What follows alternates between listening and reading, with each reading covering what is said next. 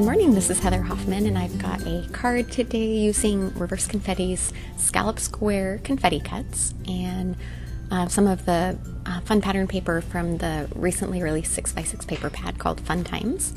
It was in the most recent release. I really like all the fun bright colors, and I just thought it would be fun to use those to make kind of a different background on the card, and Scallop Squares is one of my favorite confetti cuts. So I just picked out 4 fairly solid colors. You could use more patterns, but I wanted each one to kind of be focused on one color and a fairly simple pattern, nothing too busy that wouldn't show up well on the scallop since it's kind of a small die. So I picked a green, a blue, a pink, and a gray. I'm going to run each of these through my die cut machine. And you may notice sometimes with a thin die like this that when it comes out, the center popped out pretty easy, but those little holes around the edges of the die, if you have a little piercing tool or a needle, something small and fine, you can just use that to give it a little push out of there so you have something to grab hold of. It took me a while to learn that, and I remember being frustrated sometimes trying to get a die cut out of a fine area like that. All right, so now that I have those cut up, I have my white top folding, or actually it's just a panel of white cardstock. I ended up attaching it to a card base, and a little bit the white Premier Polar cardstock. And I'm going to plan an arrangement. I just started laying them on until I was happy with how, I didn't want to do it all even squares. I kind of went on a diagonal pattern. And once I sort of have it planned out, it ended up changing a little as I stuck it down, but I kind of got the basic idea, and I grabbed, you could use a thin tape runner or anything else, but I just pulled out my glue pen because it made it easier just to get the adhesive on those fine little areas. So I run a little line of the glue around, pick my spot, and press it down. And you notice it kind of goes over the edges of the white cardstock, but I'm going to trim that off in a little bit, so no worries about that at all.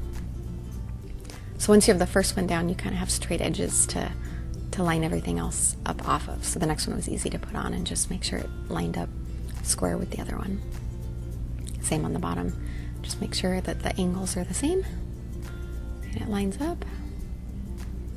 And then put that last one, and especially on the last ones that don't have as much on there, you don't have to put the glue all the way around the edges if you can kind of see where it's going to attach and be. I did anyway, but you don't have to. Then I'm going to grab my scissors and just trim. I'm not trimming it super close right now because I'll get that in a little bit, but I'm pulling just the main excess off so that that sticky glue part isn't sticking all over my mat. And then I decided to take all the negative squares and fit those back in and attach them for just even more color.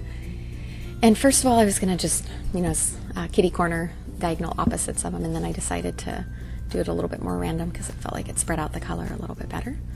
And for these, you could use the glue pen too, but since it was a bigger area, I just grabbed my ATG adhesive runner and filled those in with a little bit of tape, and then stuck that part in and fit it right into that negative space. And as of course would always happen, my tape runner ran out of adhesive right here in the middle of the video, so I just grabbed another roll of adhesive that I had handy to finish so that I didn't have to pause the video to refill that. And then I pulled out my paper trimmer.